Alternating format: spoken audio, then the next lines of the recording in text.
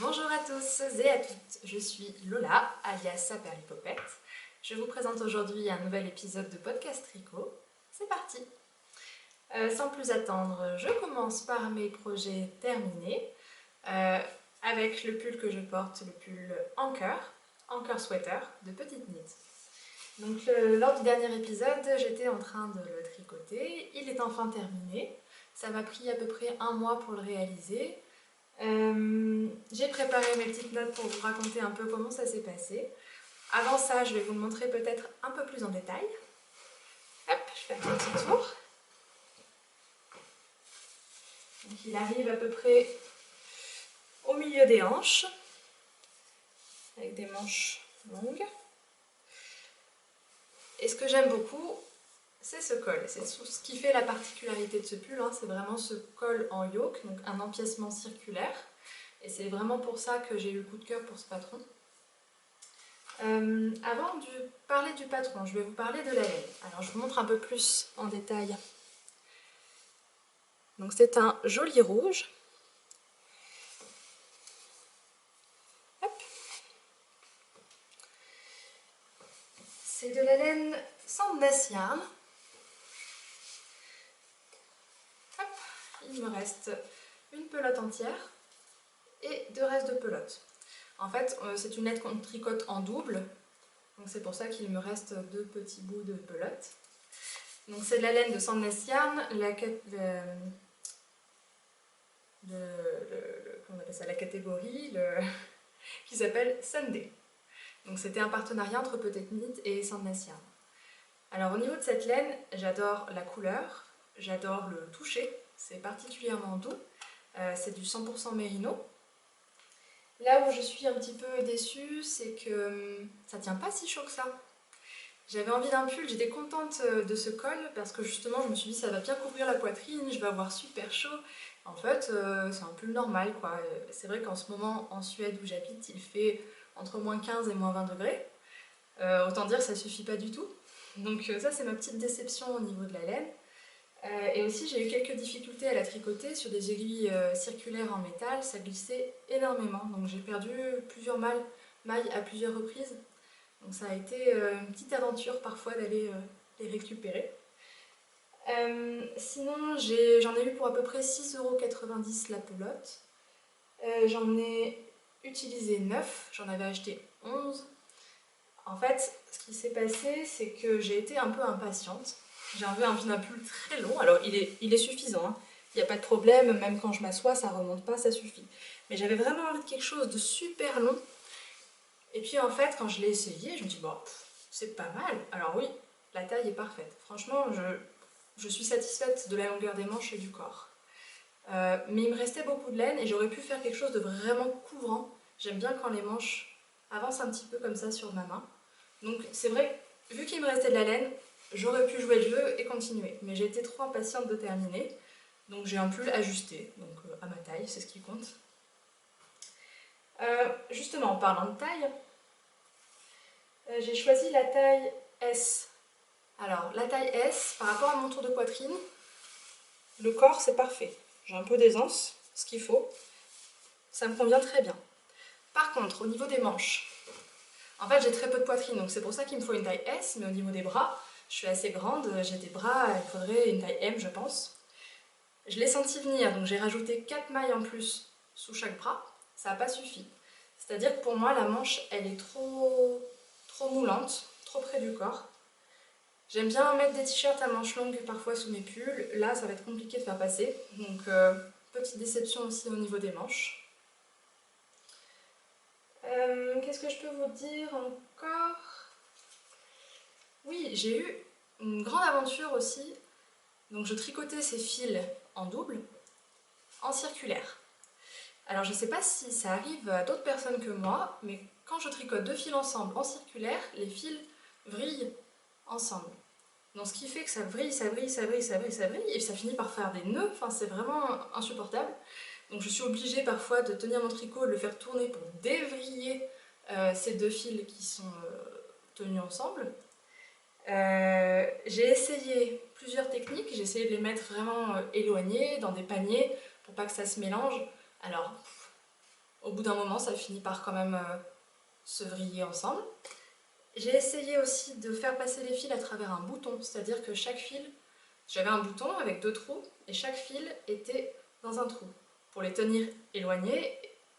Alors, l'avantage de cette technique, c'est que je pouvais faire coulisser le bouton sur mes fils, et donc ça les déliait un petit peu, mais au bout d'un moment, à nouveau, j'étais obligée de dévriller tout ça, parce que je ne pouvais plus tricoter.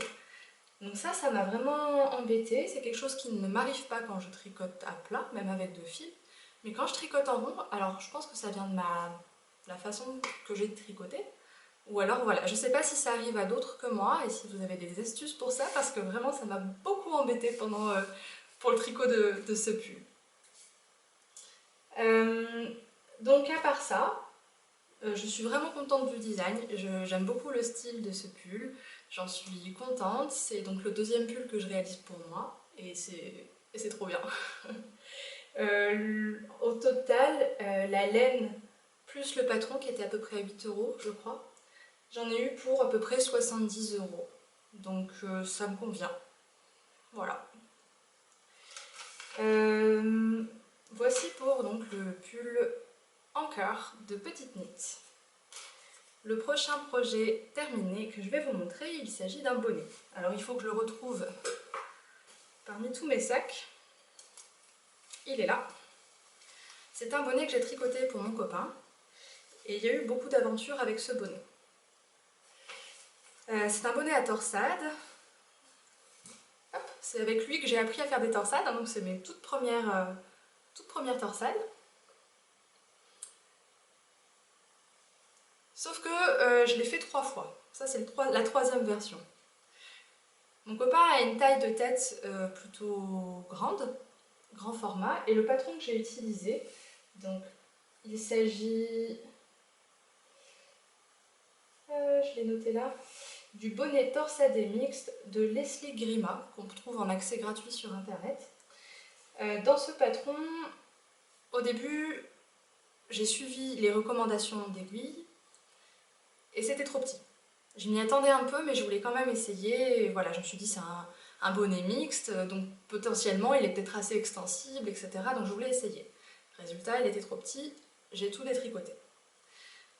Donc je me suis dit, c'est parti, j'enchaîne, je prends des aiguilles complètement plus grandes, parce qu'il était vraiment trop petit. Donc là j'ai pris des aiguilles, c'était en aiguille 4 pour les côtes et 5 pour le reste, et là j'ai décidé de prendre des aiguilles 6 pour les côtes et 7 pour le reste. Donc j'ai vraiment vu large. Et effectivement, c'était beaucoup trop large. Donc cette fois, c'était beaucoup trop grand. Donc j'étais un peu désespérée. J'ai à nouveau tout détricoté. Et en fait, ce qui s'est passé, c'est que je n'avais pas d'aiguilles. Mes aiguilles 6, je les aimais pas du tout. Elles étaient pourries. Donc c'est ça a retenu, c'était des aiguilles en plastique. Enfin voilà, j'avais hérité dans le fond de placard d'une grand-mère. Donc vraiment, ça m'incitait pas du tout à le refaire avec les aiguilles numéro 6. Donc j'ai acheté des belles aiguilles, et là ça m'a redonné un peu l'élan, on va dire, pour le recommencer à nouveau. Cette fois avec des aiguilles numéro 5 pour les côtes et 6 pour les torsades. Ça a fonctionné, la taille est nickel. Je peux l'essayer si vous voulez. C'est un peu grand pour moi. Voilà, ça tombe un peu trop bas. Je trouve super chouette. Après, avec mon copain, on s'est dit il était peut-être un peu féminin, les torsades, etc. Donc pour l'instant, il ne l'a pas trop porté, mais c'est surtout à cause de la laine. C'est une laine très rustique, ce qui fait que l'air passe à travers quand même pas mal. Alors peut-être que du coup, c'est trop déjaugé, j'aurais dû prendre des aiguilles plus petites, mais bon après, il aurait fallu faire des calculs, voilà, je n'ai pas le niveau pour faire des calculs avec des torsades, pour rajouter des torsades, pour agrandir, tout en ayant des aiguilles plus petites pour que mes mailles soient plus serrées. Bah, je me sentais pas de faire des choses pareilles, mais pourtant je trouve que c'est assez dense.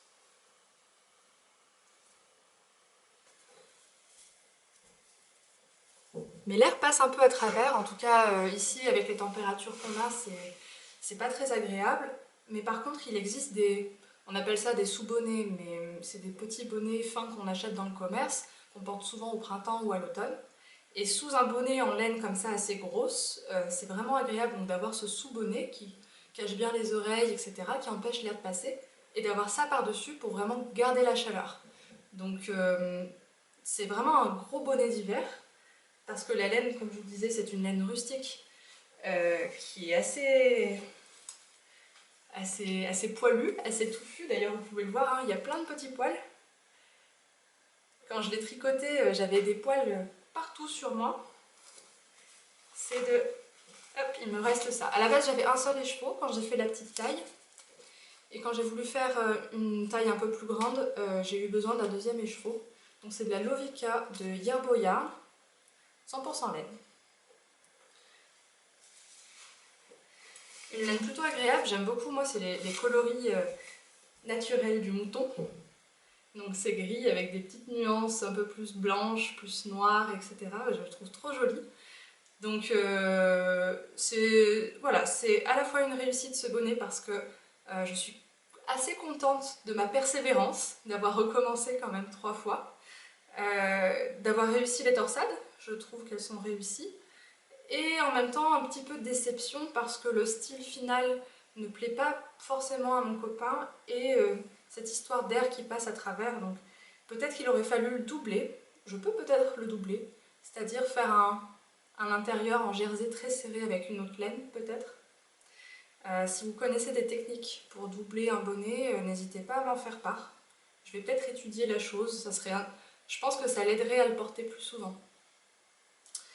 Alors, en tout cas, il est super lourd. Là, il y a presque 200 grammes de laine. Je trouve que pour un bonnet, c'est plutôt conséquent.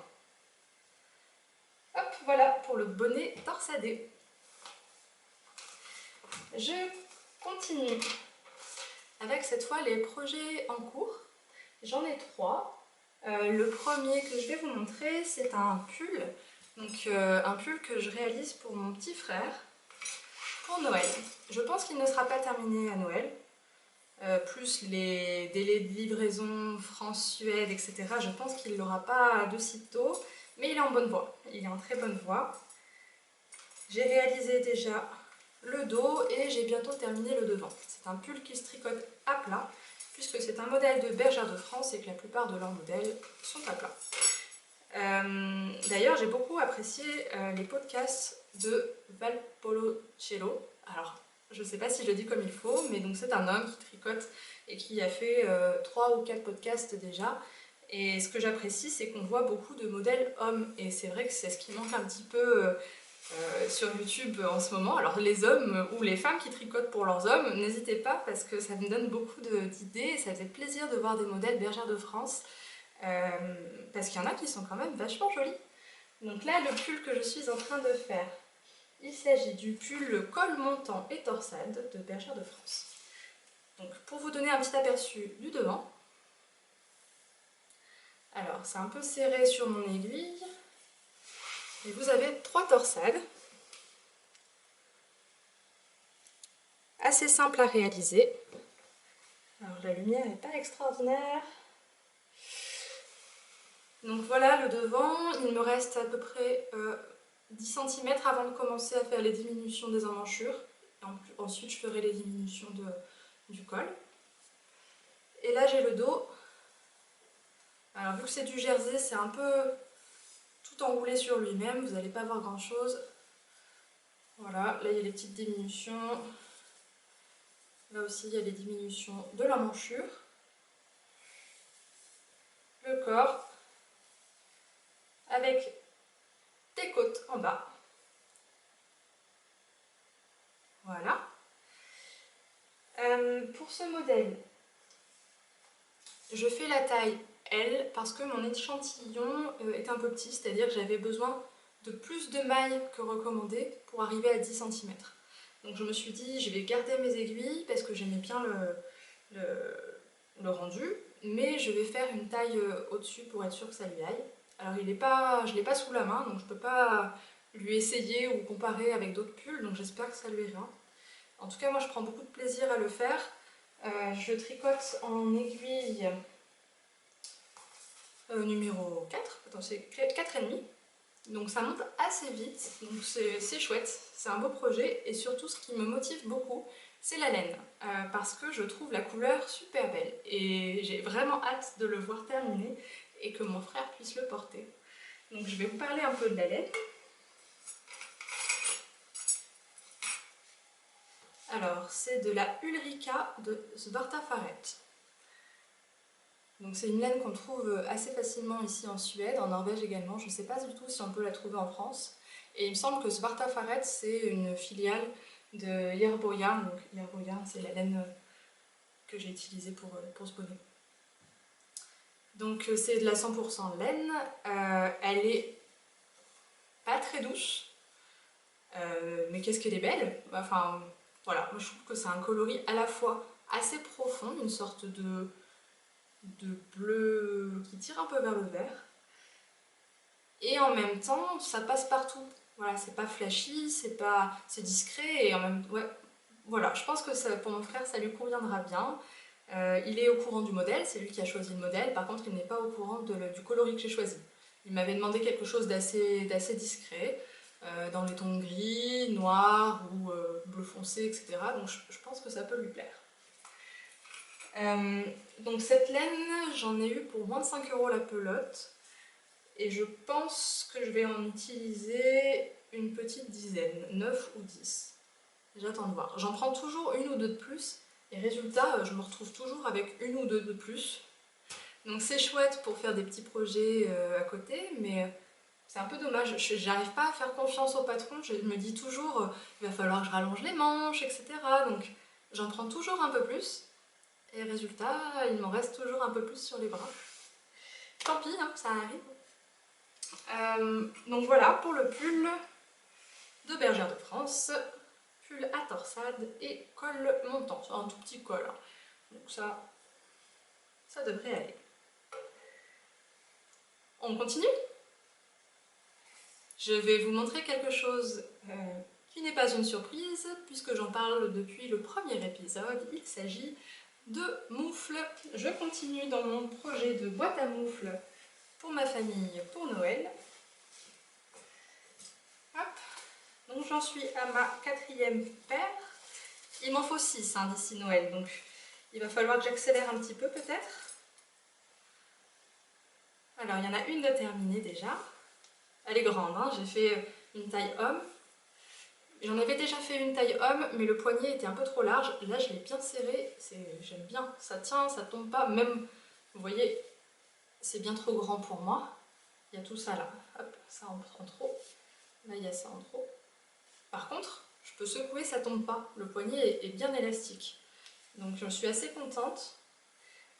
Il s'agit du tuto cours de tricot 15 de Milmaï qu'on retrouve sur YouTube. J'ai réutilisé la laine du pull camionneur que j'ai fait pour mon copain et un reste d'une pelote Ziman. Alors je pense que c'était la Royale de chez Ziman. Celui-là, je suis assez contente de cette moufle. Je trouve que la forme est chouette, j'aime beaucoup que le poignet il tienne et que voilà, on n'a pas la main la moufle qui s'échappe. Elles sont un peu grandes, alors mon copain a essayé, ça lui va. Donc j'espère que mon oncle et mes cousins ont des mains aussi grandes. Donc pour vous remontrer la laine de Drops Alaska, hop là, c'est encore attaché. J'ai commencé la deuxième, hein. J'ai fait déjà le poignet. Voilà, dans un coloris vert kaki. Et celle de chez Ziman. Il reste pas que ça, hein. J'en ai d'autres petits bouts ailleurs. Une sorte de marron orangé. Voilà, donc ça avance bien. Ça se fait super facilement, mais il faut juste... Ah, il est là l'autre bout, un peu plus gros. Il faut juste trouver la motivation, mais comme je vous disais déjà la dernière fois, en 4 jours c'est fait. Hein. Je pense à peu près 4 heures par moufle. Donc c'est un petit projet simple et efficace. Pour terminer, je vais vous montrer mon dernier projet. Alors, vous allez vous demander, mais qu'est-ce que c'est que cette chose? Moi aussi, je me pose la question, mais... Alors, je vous montrerai des photos portées parce que là, c'est un peu bizarre.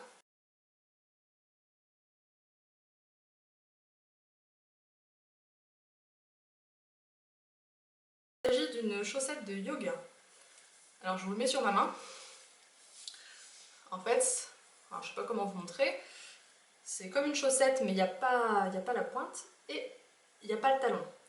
Parce que pour faire du yoga ou de la gymnastique, on a besoin d'avoir des appuis stables et de ne pas glisser au niveau de la pointe des pieds et du talon.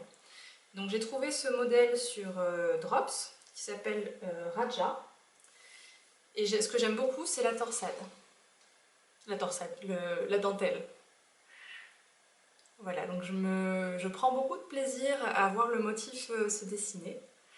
Je tricote donc ces chaussettes de yoga pour ma maman pour Noël parce qu'elle fait un peu de yoga à la maison et de gymnastique.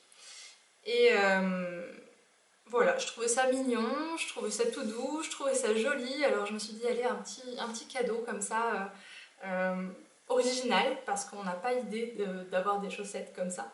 En tout cas, moi je connaissais pas du tout auparavant. Je les ai essayées tout à l'heure. La cheville va très bien, le pied va très bien. Cependant, au niveau du talon, là mon rabat, parce qu'il faut d'abord rabattre les mailles avant de les remonter, mon rabat est pas très souple. C'est-à-dire au moment de l'enfiler, ça serre un peu. Une fois que c'est en place, une fois qu'on a passé le talon, on est très bien dedans. Par contre, voilà, pour l'enfiler, alors ma mère et moi, on a à peu près les mêmes pieds, donc je pense qu'elle va avoir le même problème que moi. Je vais essayer sur la deuxième chaussette d'être plus souple, plus détendue. Je pense que je peux y arriver. Je vous remontre encore le motif.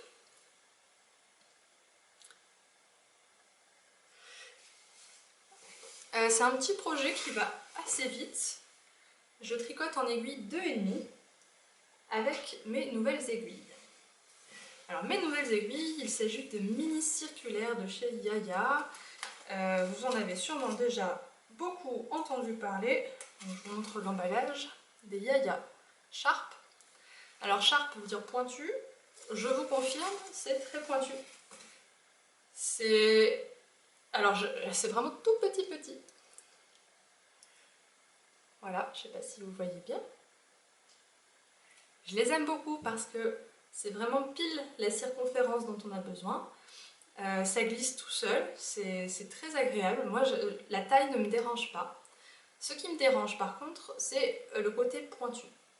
C'est génial pour la dentelle parce qu'on peut bien passer dans les mailles, etc. C'est très agréable. Par contre, j'ai une fâcheuse tendance à pousser mes aiguilles avec mes doigts. C'est juste une mauvaise habitude parce que quand je me concentre et que j'évite de le faire, ça marche très bien. Hein. J'arrive très bien à tricoter sans pousser mes aiguilles.